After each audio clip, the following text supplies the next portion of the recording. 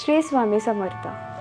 स्वामी समर्थाचे विचार सांगतात की जीवनात जे कितें घडटा ते आपल्या बऱ्यापणा खातीरूच आसा, जरी त्या वेळार ते आमकां समजना तरी.